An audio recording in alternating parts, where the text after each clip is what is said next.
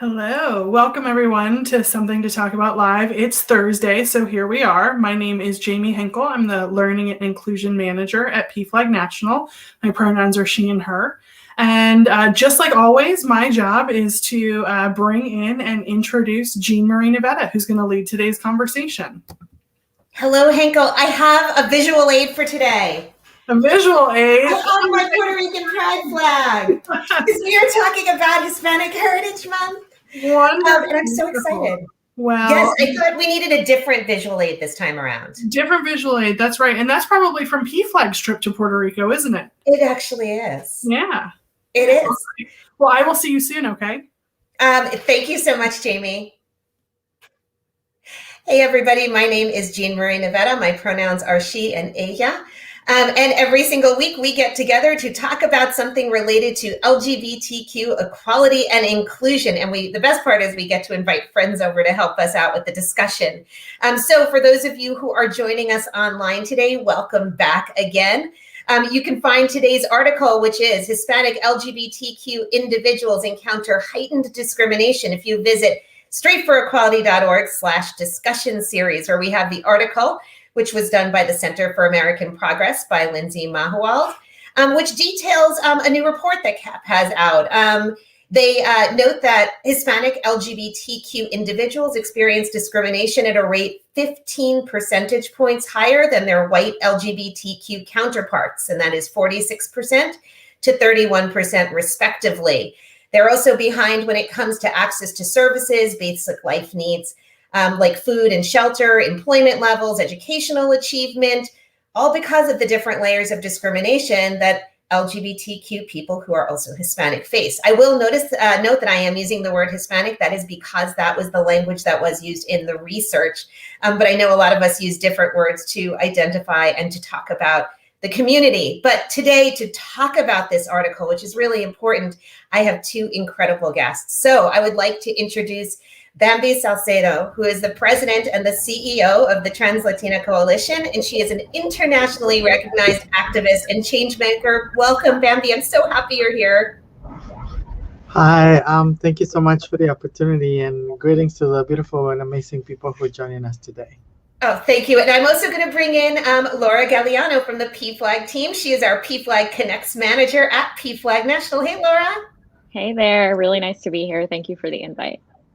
Well, I'm so happy that both of you can join. So first, before we go any further, for people who do not know TransLatin Coalition, Bamby, can you tell people a little bit about your work and what the organization does? Well, yes. Once again, thank you so much for the opportunity to be here and to share space with all of you. Again, my name is Bamby Salcedo, and I do have the privilege to be the president and the CEO of the TransLatin Coalition. And we are a national advocacy organization that started in 2009 as a volunteer-driven advocacy organization. That also in 2015 moved into having a second arm, which is the service provision part of our organization. So we now are an organization that functions with two arms: the advocacy and policy change, with this idea of changing the institutions that continue to marginalize us, but also the direct supportive services and community empowerment that we do through the service provision. And so we have a multitude of services here in Los Angeles for members of our community, including a drop-in space for people to have access to clothing, hygiene kits, computers. We also serve lunch every day. We have HIV prevention services, reentry services, workforce development, legal services, a transitional housing program, COVID prevention services, and again, we also do policy. So we do a bunch of stuff. We're a small but mighty organization that really contributes to the betterment of the quality of life of trans and gender nonconforming people across the United States. Thank you. And if, for those of you watching, if you've never visited their website, you should definitely check it out. And I say to you, we are talking with a living legend right now in the movement. Bamby truly is. The work that you have done it's life-saving and life-changing, and I'm so happy that you're here. Laura, could you just tell people a little bit about the work specifically that you're doing, which is pretty exciting given today's conversation? Yeah, sure thing. So as Jean Marie mentioned, my title is PFLAG Connects Manager, and so I came on to work with our chapters in the online space, but more specifically, we've developed something called PFLAG Connects Communities, which are national meetings aimed to support and just help our communities of color. So family members and parents of LGBTQ folks and LGBTQ folks themselves that are part of the Latino community, part of the AAPI community, and the Black community. And we'll actually be launching our first meeting next month. So really excited about the opportunity to learn more, to support, and just build out more resources for our marginalized communities. Thank you. So, the lead to today's story was very interesting to me because it actually began by talking about Pulse, not directly talking about the research that CAP produced. And one person in the story was actually quoted as saying about Pulse, what happened at Pulse was kind of labeled as a gay issue when in reality it wasn't. Laura, maybe can we start with you on this one? And Bamby, I want to hear your perspective on it too. What did you understand that sentence to mean? Because it was the lead to an article about research, and I think it was very telling.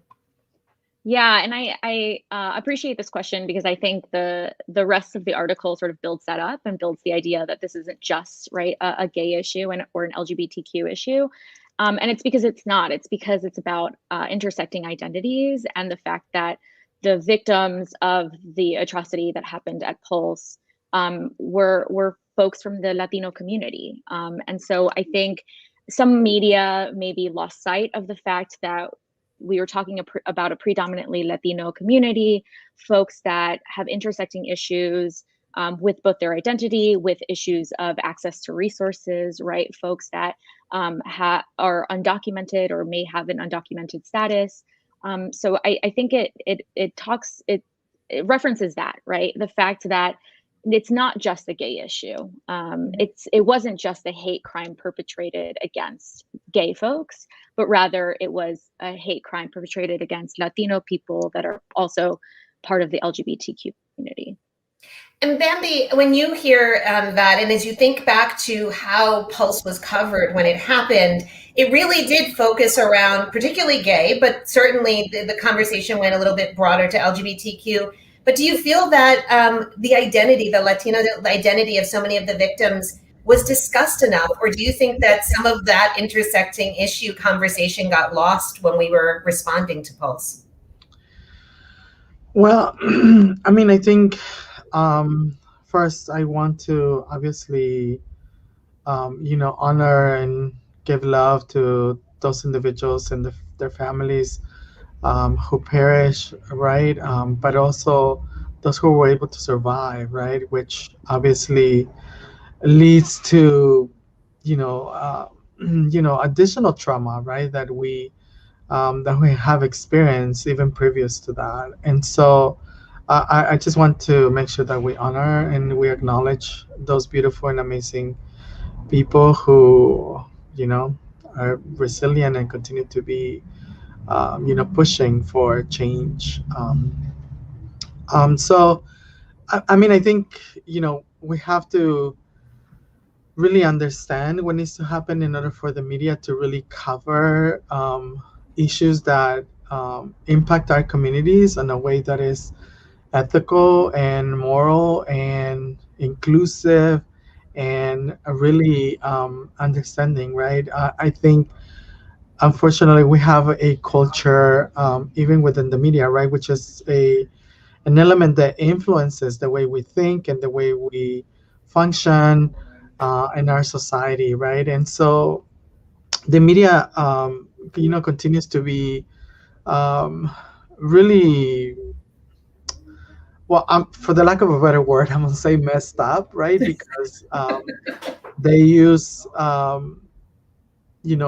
sensationalism, right, in order to create attention to whatever issues are may be happening, right? And so, the cover for the Pulse unfortunate event in my opinion, was not covered in a way that needed to be covered, right? And even, the response that we got from the broader society, right, wasn't even effective enough really to support a community the way they needed to be supported. And so I'm going to blame the media, right, for, the way they cover not just polls, but the way they continue to cover issues that pertain to our community.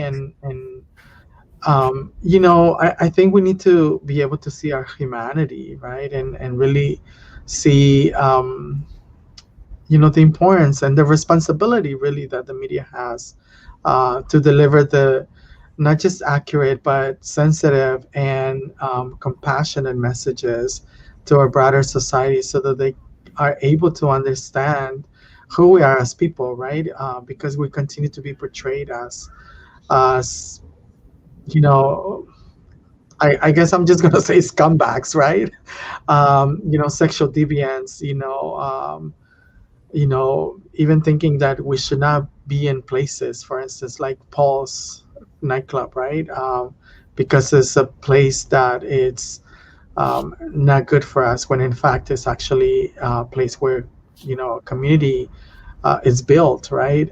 And so those little things, the media did not cover, right? Yeah. Rather, the ugly side of things. Yeah, it was frustrating. I felt like sometimes people felt incapable of talking about both race and ethnicity and culture and sexual orientation and gender identity at the same time. It was just too much to do.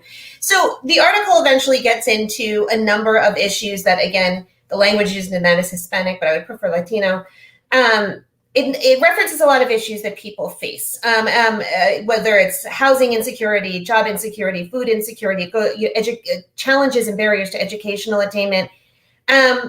Laura, can you talk a little bit about these issues?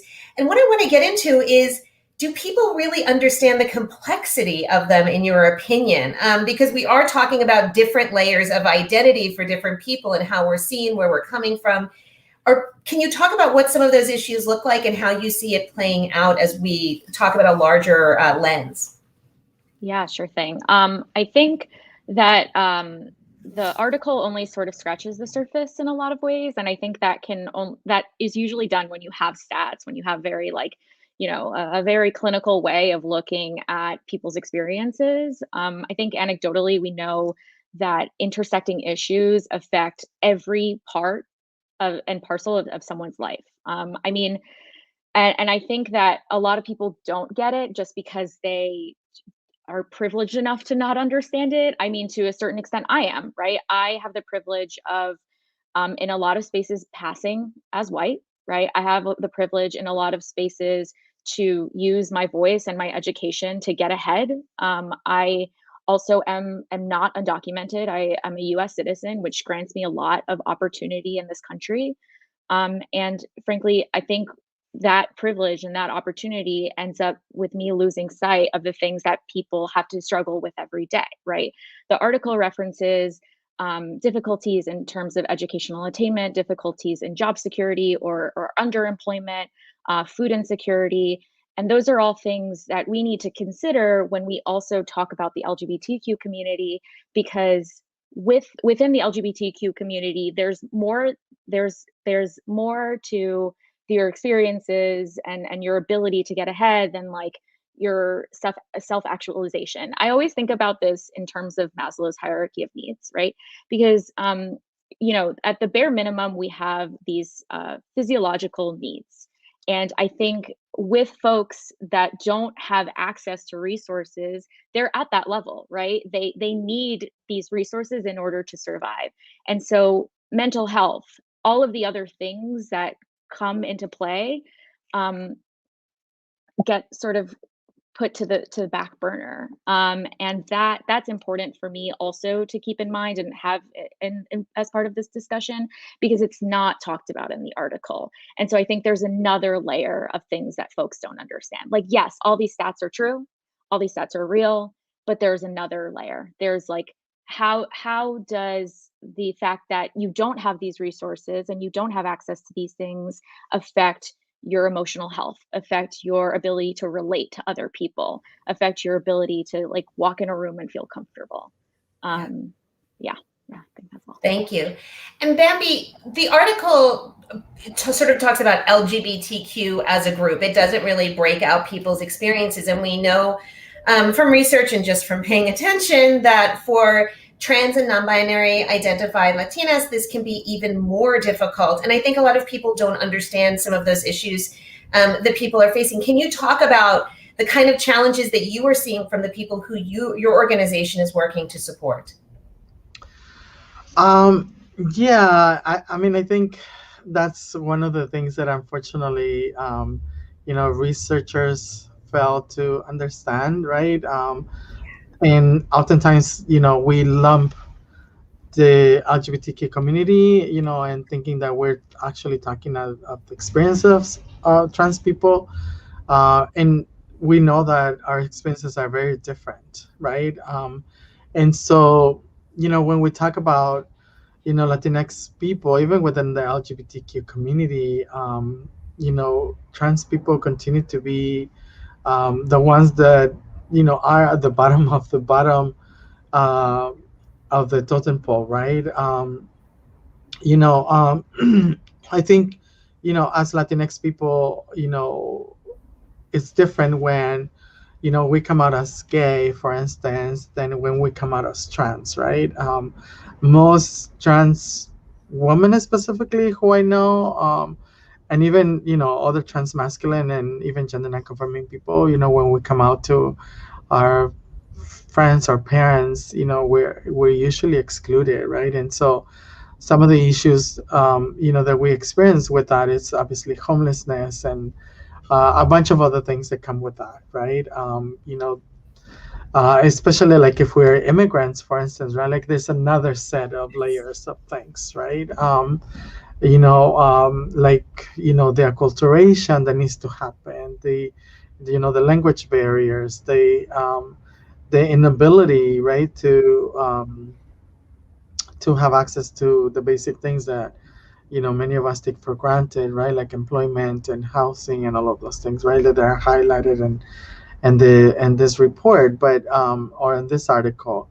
And so, I think, we have to understand that, right? Like even within the LGBTQ Latinx community, there's also exclusion of trans, Latinx people, right? And so we definitely need to be aware of those things and really think about, how are we going to actually be inclusive and understanding the issues of trans Latinx people so that we can continue to push for, the betterment of the lives of all of our people. But just broadly, I want to also share about, what I see in this particular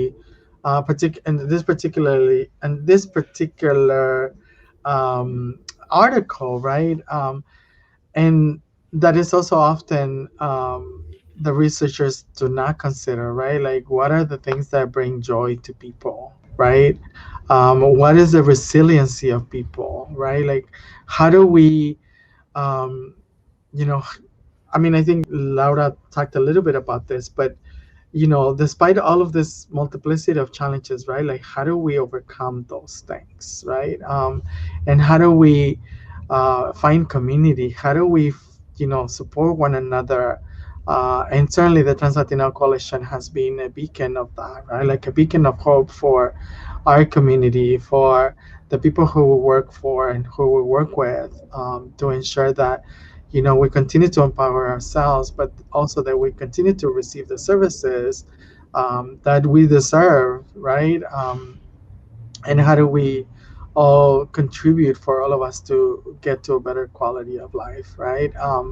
And so, these are things that are important, right, for us to think about, when we research people. And I think another thing that oftentimes happens is, that unfortunately people in academia anyways, researchers particularly, right, like come to communities and then just extract information for their own benefit, and they don't really support the community that they're researching, uh, to help them get resources and to help them and support them, what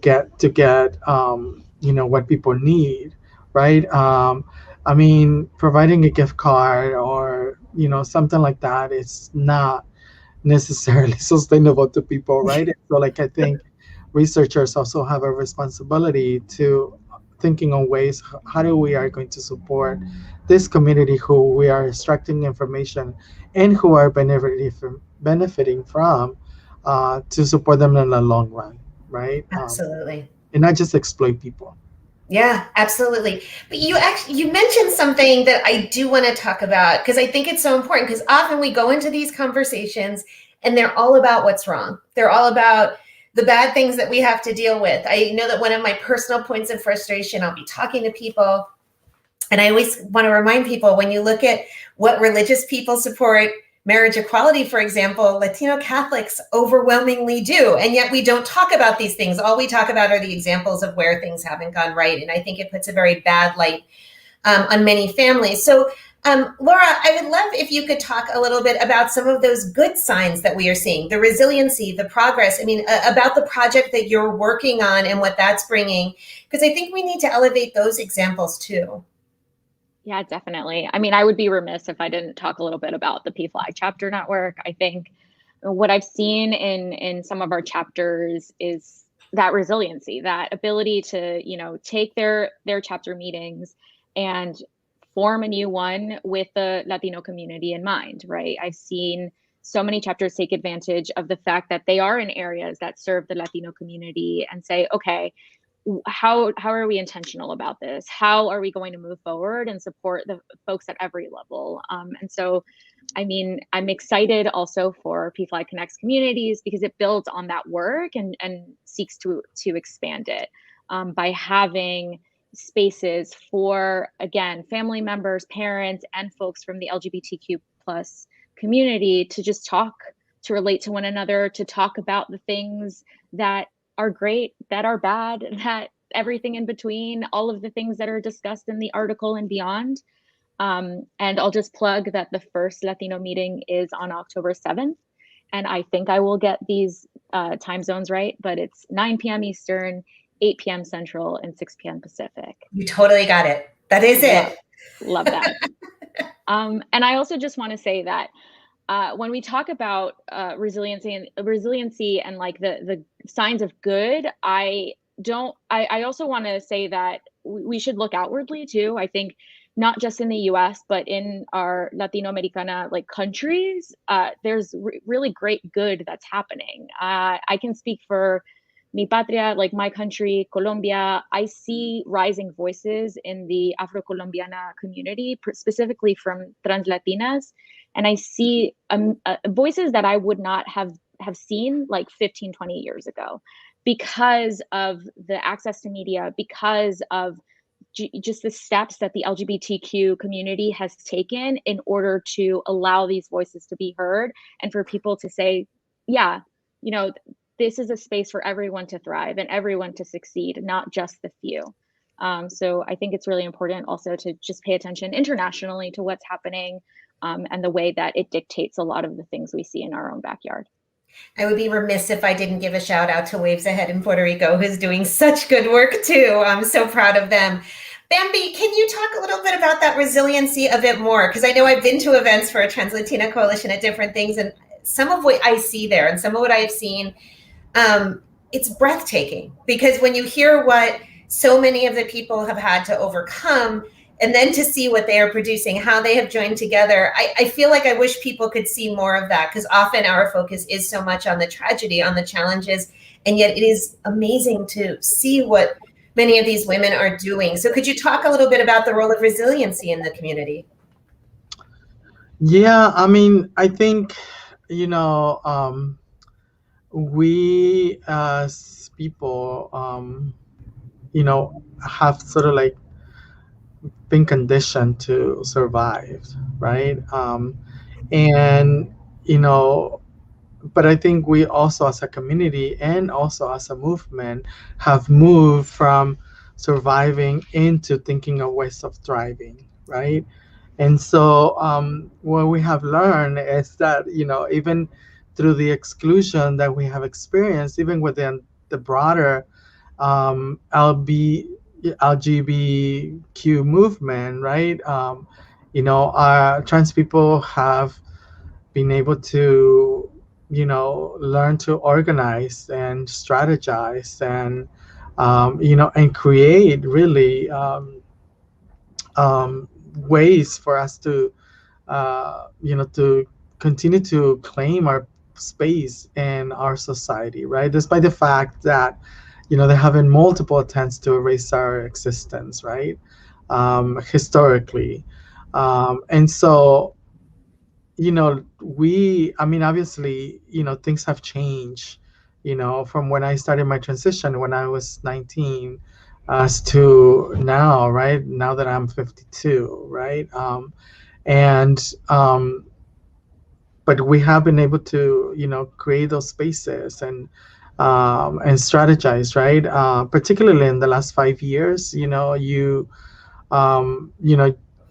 see that, there is more trans-led organizations popping up, that, there are more trans people, little by little being in a lot of political spaces, for instance, or even in the media, right? And so, um, you know, I mean, we as an organization have also, created a path into influencing the broader trans movement and the trans community, right? One example that I could give you is, a historical victory that we had here in California last year in the middle of a global pandemic, right? We were able, in coalition with a statewide coalition, which is the California Transgender Policy Alliance, we were able to pass, for the first time, a piece of legislation that was crafted by trans people. And that is Assembly Bill 2218, which is the Transgender Wellness and Equity Fund.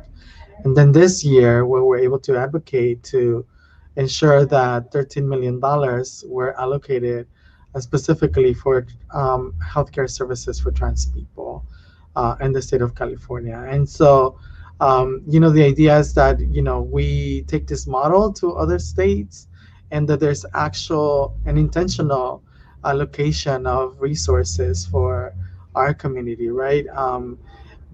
But we have to create that because nobody's doing that for us, right? And so, yes, there has been significant changes, but even then, we're still behind, in many different aspects. Even if we compare the broader LGBTQ community versus the trans community, right? We can, I can certainly say that we are, especially now that we're experiencing this global pandemic, that, we're probably like at least 40 to 50 years behind, legislatively, economically, academically.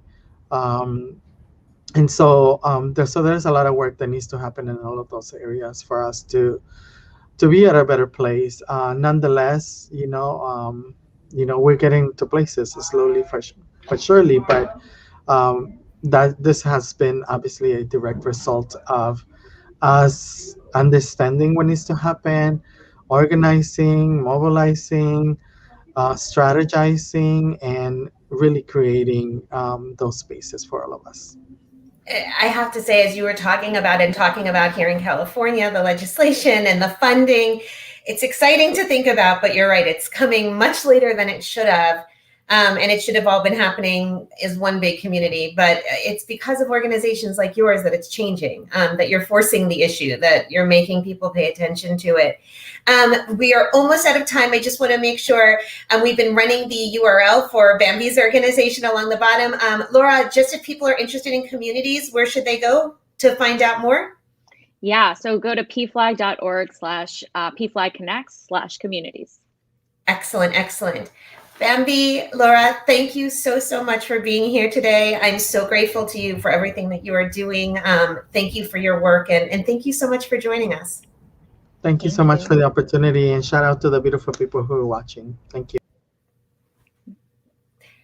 Well, everybody, that was emotional. I'm a little choked up, I have to admit it.